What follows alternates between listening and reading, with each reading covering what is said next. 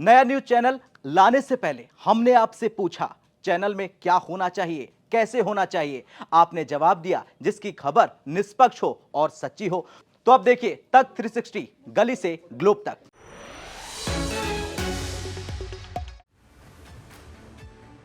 भारत और अमेरिका के रिश्तों से एक बार फिर बड़ा भूचाल आता दिख रहा, लेकिन इस बार मामला सिर्फ डिप्लोमेसी का नहीं, मामला है टेक्नोलॉजी, इकोनॉमी, फाइनेंस और ग्लोबल पावर बैलेंस का। अमेरिका के नए राजदूत सर्जियो गौर ने भारत में कदम रखते ही जो पहली बैठक की है उसने कई बड़े संकेत दे दिए हैं। आरबीआई गवर्नर संजय मल्होत्रा से सीधी मुलाकात, अमेरिकी state of the art technology पर चर्चा, टाटा ग्रुप के चेयरमैन एन चंद्रशेखरन से मुलाकात। ऐसे में सवाल ये उठता है कि क्या भारत और अमेरिका के बीच कोई बड़ा मास्टर प्लान बन रहा है? क्या ये मुलाकात चीन, रूस और ग्लोबल फाइनेंशियल सिस्टम को टक्कर देने की तैयारी है? और क्या सच में ये बैठक खेल पलटने वाली है? चलिए जानते हैं इस वीडियो में।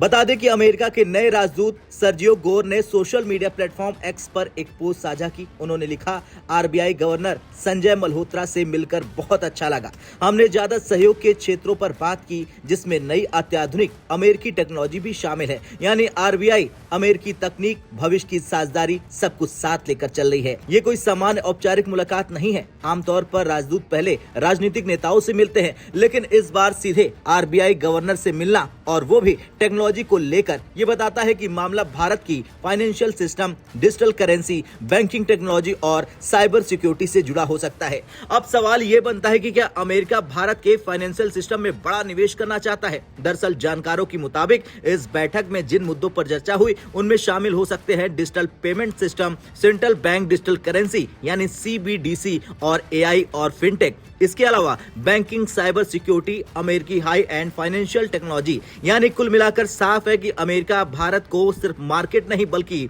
स्ट्रेटेजिक फाइनेंशियल पार्टनर के तौर पर देख रहा है। यहाँ सबसे बड़ा एंगल निकलकर सामने आता है चीन। चीन पहले ही डिजिटल युआन और फाइनेंशियल टेक्नोलॉजी के जरिए एशिया, अफ्रीका, मिडिल ईस्ट में अपनी पकड़ मजबूत कर रहा है। ऐसे में अगर भारत की आरबीआई और अमेरिका की एडवांस टेक्नोलॉजी एक साथ आती है तो ये चीन के फाइनेंशियल इन्फ्लुएंस को सीधी चुनौती होगी। आरबीआई के बाद सर्जियो गौर ने टाटा ग्रुप के चेयरमैन एन चंद्रशेखरन से भी मुलाकात की। हालांकि इस बैठक की डिटेल सार्वजनिक नहीं की गई, लेकिन Tata, America, technology, defence, semiconductor, इन सब पर बातचीत हो सकती है।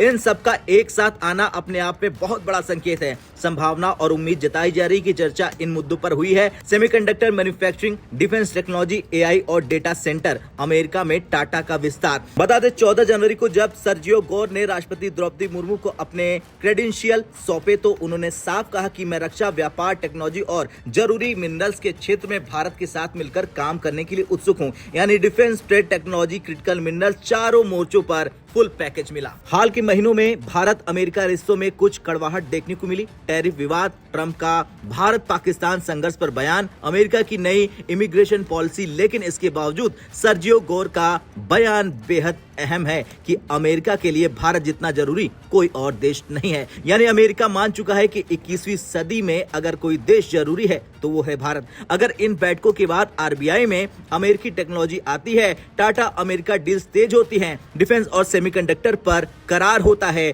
तो यकीन मानिए एशिया में पावर बैलेंस बदल जाएगा। चीन का दबाव घट जाएगा, भारत की ग्लोबल इकोनॉमी में पकड़ और मजबूत हो जाएगी। खैर ये सिर्फ एक बैठक नहीं, ये भविष्य की पटकथा है। भारत और अमेरिका की ये नजदीकी फाइनेंस, टेक्नोलॉजी, डिफेंस, जियोपॉलिटिकल हर मोर्चे पर खेल पलट सकती है। अब देखना ये होगा कि अगला बड़ा ऐलान कब होता है और कौन सा देश सबसे ज्यादा परेशान होता है।